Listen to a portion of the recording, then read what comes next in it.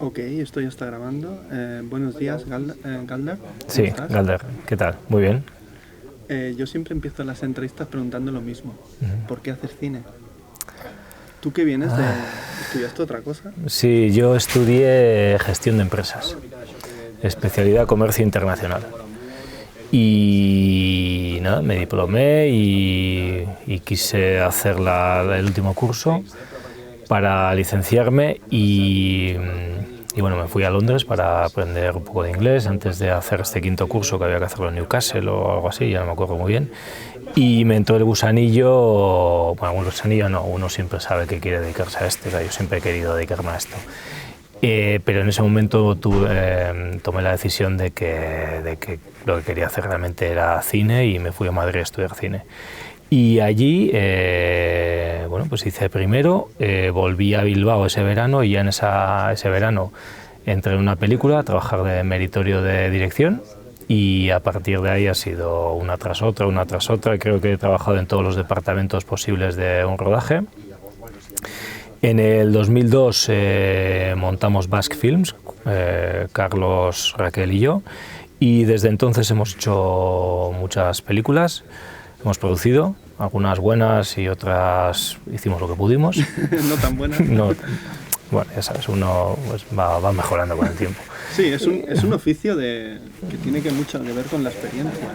Sí, sin duda. O sea, no solo la experiencia de hacer las cosas, sino moverte en la industria, saber cómo producir las cosas, conocer a gente y saber muchísimas cosas.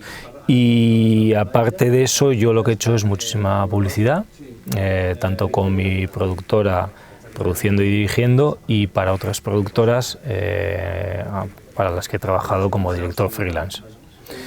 ¿Y por qué me dedico al cine? Pues no lo sé, supongo que para soltar toda mi basura.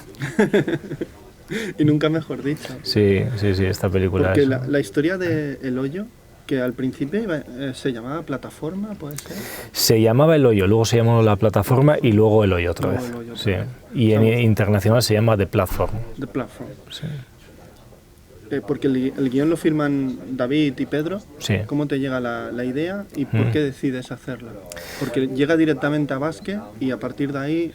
Eso es, sí, se la mandan, bueno, es un... con Pedro ya habíais trabajado en... Sí, a Pedro le conozco desde hace 1000 años, sí. Es un gran amigo mío. A David no lo conocía, pero Pedro sí que me había hablado de él. Entonces el guión que habían escrito para una obra de teatro que nunca se hizo, se lo pasaron a Carlos, al productor de la película.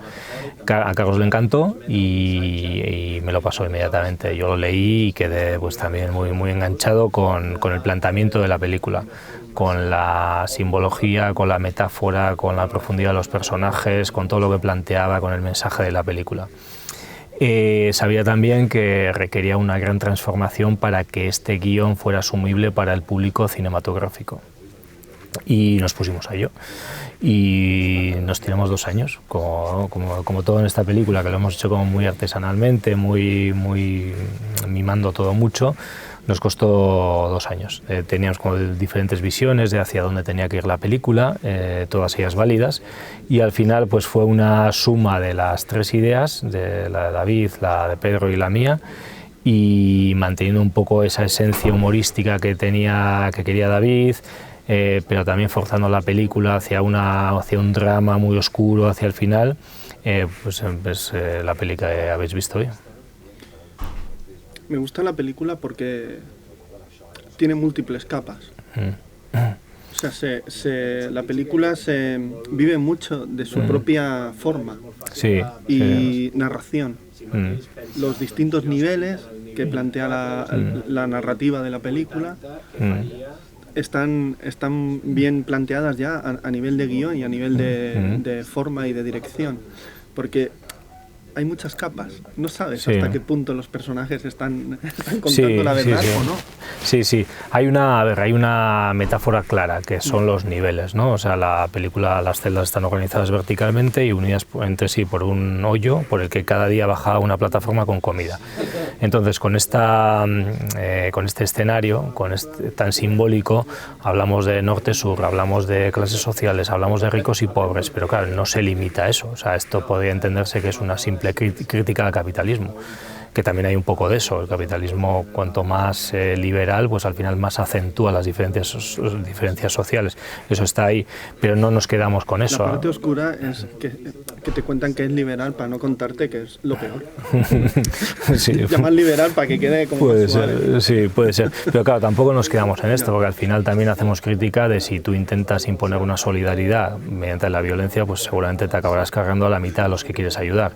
Entonces, la película tiene como muchísimas capas, con personajes muy, muy complejos y por eso creo que está gustando tanto, porque tiene muchísimas lecturas y la clave yo creo que es que no hay una crítica, no es una película contra los de arriba o contra los de abajo, es una exposición de una realidad. Nos hacemos preguntas a nosotros mismos como autores y queremos compartirlas con el espectador para contribuir a una especie de reflexión sobre el reparto de la riqueza, que es el gran problema de nuestra era, que lo fue hace 200, 300, 400 años y si seguimos igual lo va a seguir siendo dentro de 500 años.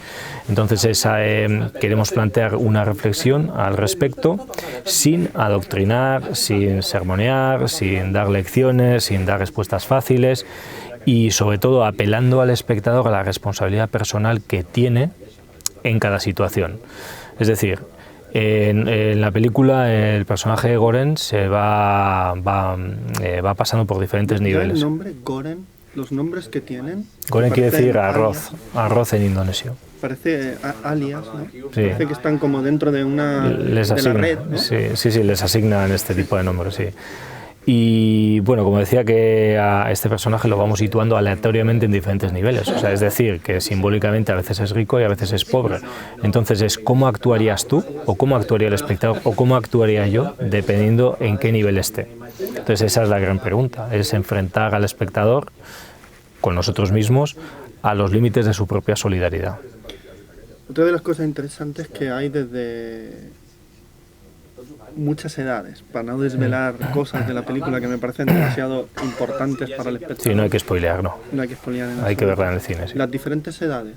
Ya comienzas un señor mayor y el Goren, que es un tipo de 30 años, ¿no? Me gusta las formas de ver el que lleva más tiempo, el que acaba de llegar, cómo el tiempo va minando, cómo el tiempo y las circunstancias te van condicionando, van modelando tu personalidad. Sí, a ver, la película hay... y este señor es fantástico. Es maravilloso, Sorion, sí, Trimagasi es maravilloso, sí.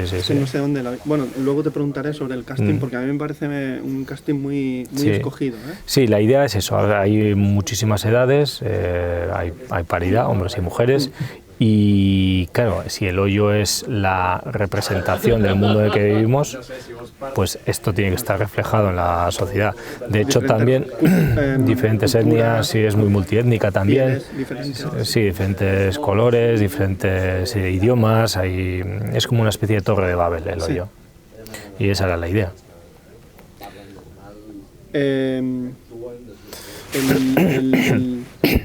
El casting, por ejemplo, desde Iván Masagué, Emilio Wallef, un montón de gente, ¿fue muy escogido? Sí. ¿O teníais pensado este actor para este personaje? El señor mayor, yo pienso que lo teníais como, este señor tiene que hacer esto. Pues no. No, para nada. Justamente lo contrario. Fíjate que los dos actores más conocidos y la actriz más conocida, o sea, Iván Masagué y Antonia San Juan, sí que habíamos pensado en ellos desde el principio. Obviamente, cuando estás preparando una peli, sobre todo en una fase incipiente, piensas en más gente y hablas con más gente, ¿no? Pero estos dos sí que los teníamos entre ceja y ceja. Entonces, el tema era convencerlos para que lo hicieran y estoy muy agradecido. ¿Qué tenían Iván y Antonia para que encajaran Me gustaban sus perfiles, me gustaban físicamente, me gustaba también que ambos vinieran del humor más que del drama. Esto también, este background que trae el actor, ayuda mucho al personaje, ayuda mucho a esta primera parte tan irónica y tan surrealista que tenemos, para luego oscurecer la película, nos ayuda a que el background de lo que traen los actores, y la actriz en este caso, vengan de este entorno más de comedia.